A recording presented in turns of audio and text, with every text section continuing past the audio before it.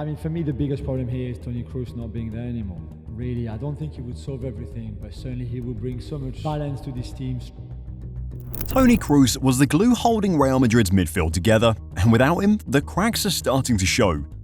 His retirement has left a gaping hole, proving impossible to fill, at least for now. But here's the kicker: Madrid's struggles might have a solution waiting in the January transfer window. The question is, who's the player that can step in and bring balance back to the Bernabéu? Well, watch to the end to find out. Real Madrid this season? They've been anything but the champions which they showed last season. I mean, let's start with the big elephant in the room, Mbappé. The man who was supposed to be the face of the new Galactico era is out here looking… meh?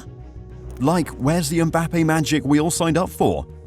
And then there's Jude Bellingham. He came out swinging at the start of his time at Real Madrid, had everyone saying he's the second coming of Zidane, and now, well, he's practically a ghost. But you know what? It's not just about them. This isn't a let's blame the big name situation. The problem is deeper. Everyone's so caught up pointing fingers at Mbappe's missed chances or Jude's disappearance that they're missing the real issue. It's not just about the stars, it's about what's happening, or not happening, right in the middle of the park. And that's where we've got to dig deeper, because Real Madrid's issues this season aren't just surface level. It's like looking at a leaky roof and ignoring the fact that the entire foundation is crumbling. Yeah, it's that serious. And this raises the big question of whether the midfield is the biggest issue, or if they're just missing Toni Kroos.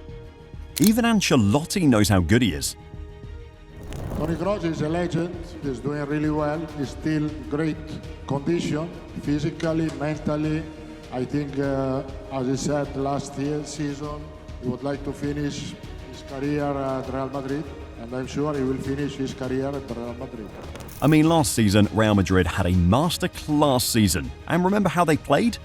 They played without a starting striker up front, and yet they were unstoppable. They went ahead to win La Liga and the Champions League with a bench striker like it was no big deal. I'm not saying Joselu was a bad striker, but he didn't really play that much. And if they played that well without a proper striker last season, and are also now playing without a proper striker this season, then why are they falling short? Well, it's because of a genius they had in the midfield, Toni Kroos. Look, the man didn't just play football, he ran the show. He was like that guy in your friend group who keeps everyone in check when chaos is about to break loose. Under pressure, Kroos was calm. Need a killer pass to unlock a defense. Kroos had it covered. Honestly, he made playing without a striker look like a tactical flex, not a limitation. And here's the wild part. They built that entire system around his ability to control the game from deep. Kroos wasn't just a midfielder. He was the brain, the heart, and the backbone all rolled into one. And now Madrid is struggling because they never really planned for life without him. It's like they thought he'd just keep playing forever, and that's not how it works. The real kicker? Madrid knew they had a world-class talent in midfield, but none could do what Kroos did. They didn't have a backup plan, and now they're paying the price. I mean, let's talk about their midfield, because on paper, it's stacked. You've got Bellingham, Camavinga, Tchouaméni, and Valverde. All absolute ballers, right? But here's the thing. Being a baller doesn't mean you're Kroos. Take Tchouaméni for example. The guy's a defensive beast, breaking up play like a pro. But when it comes to dictating the game from deep, nah, not his vibe. Then there's Camavinga, super versatile and can play almost anywhere, but he thrives further up the pitch where he can drive the ball forward. And Bellingham? Don't get me started. He's a James Bond of midfielders, flashy and dangerous, but he's all about attacking brilliance, not sitting deep and controlling the tempo. And Valverde? He's got the engine of a Formula 1 car, but his style is more about relentless energy and box-to-box action than that calm, calculated, Kroos-like orchestration. See where I'm going with this? Madrid's midfielders are all incredible, but none of them are deep-lying playmakers who can pull the strings, stay cool under pressure, and turn chaos into order. Kroos was like a cheat code for Madrid's midfield. Need to escape a press? Kroos had you covered. Want a perfectly weighted pass to split the defense? Kroos delivered. And now, without him, it's like Madrid is trying to run the same playbook with the wrong players. It's not that they're bad, it's just they're not Kroos. And honestly, that's a big, glaring problem. I mean, you might not understand how good Toni was until you watch him alone. Before we talk about how good Toni Kroos is, please take a moment to subscribe to the channel, as this would help us get our goal of 15,000 subscribers before the end of the year. Thank you, and now back to the video. Whether it's holding the midfield together, orchestrating attacks, or even stepping into defensive roles when things get messy, Kroos had it covered. And that versatility, that's exactly what made him so special and so impossible to replace. Let's break it down. In a 4-3-3, he'd usually slot in as a left midfielder, right? But switch that to a 4-4-2 and suddenly Kroos was the second holding midfielder, playing just a little more advanced than his partner. And when Madrid was chasing a game, guess who took on full offensive responsibility? Yeah, Kroos. The man could flip between roles like it was nothing, giving the team an insane level of tactical flexibility. But it wasn't just his adaptability. Kroos was a true master of the basics, the fundamentals of the game. And I'm not talking about the boring stuff, I mean the essential stuff that wins matches. His game reading?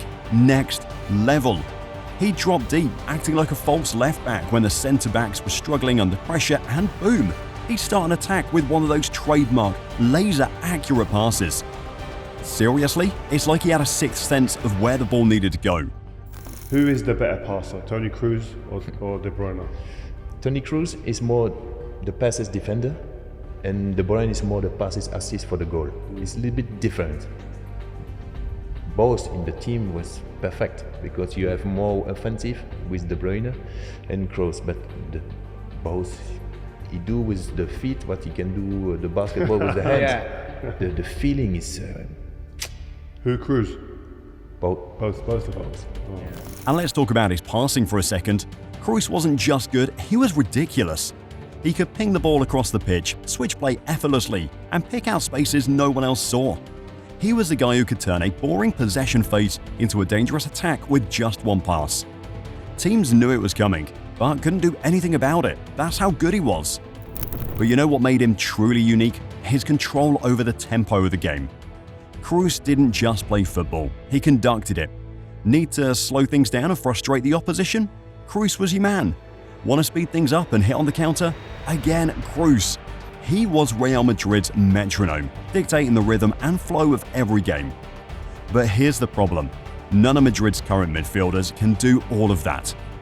Sure, they've got talent. Tchouaméni, Camavinga, Valverde and Bellingham are incredible players, but they don't have that same tactical versatility or the ability to control a game like Kroos did. It's like Madrid lost the guy who made their whole system work, and now they're scrambling to figure out plan B. And honestly, that's why they're struggling so much this season. Kroos wasn't just another player, he was the glue holding everything together. And without him, Madrid is finding out the hard way just how much they depended on him. And this shows that they need a player of his style to come in and perform as a deep playing maker. I mean, a perfect fit would have been Alexis McAllister. The guy's been thriving at Liverpool, and you can see why. He's got the composure, the vision, and that almost as good passing range that Kroos made his trademark. Plus, he's versatile. He can drop deep to dictate the game or push forward to link up with the attack.